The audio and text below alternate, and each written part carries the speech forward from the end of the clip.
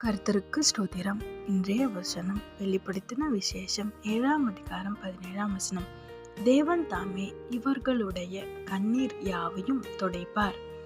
வெளிப்படுத்தின விசேஷம் 7ஆம் அதிகாரம் 17ஆம் வசனம். தேவன் தாமே இவர்களுடைய கண்ணீர் யாவையும் துடைப்பார். வசனம் ரொம்ப அழகா சொல்லுது. தேவன் உங்க கண்ணீர் யாவையும் துடைப்பார். ஆமென். ஏசப்பா உங்க கண்ணீர் யாவையும் துடைப்பார்.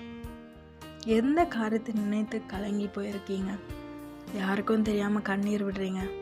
உங்கள் ஃபேமிலி நினைத்தா, இல்லை உங்கள் லைஃப்பை நினைத்தா, எந்த காரியமாக வேணா இருக்கட்டும், ஏசப்பா சொல்கிறாரு உங்கள் கண்ணீர் யாவையும் மாற்றுவாராம். உங்கள் கண்ணீர் யாவையும் துடைப்பாராம். ஆமென். மார்த்தாள் மரியாள் அழுதாங்க. அவங்க கண்ணீர் விடுறதை பார்த்து ஏசப்பா அழுதாராம். ஏசப்பா அழுதார். அவங்க கண்ணீரை மாற்றினார். லாசருவை உயிரோடு எழுப்பினார்.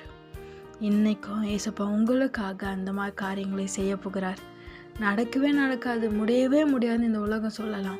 ஆனால் ஏசப்பா உங்களை சந்தோஷப்படுத்த, உங்களை ஆசீர்வதிக்க, முடியவே முடியாதுன்னு இருந்த காரியங்கள் எல்லாம் ஏசப்பா செய்ய போகிறார். ஆமென்.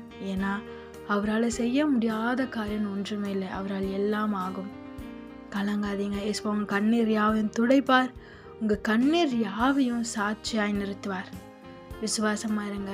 ஏசப்பா நிச்சயமாக உங்களை ஆசீர்வதித்து உயர்த்துவார். ஆமென்.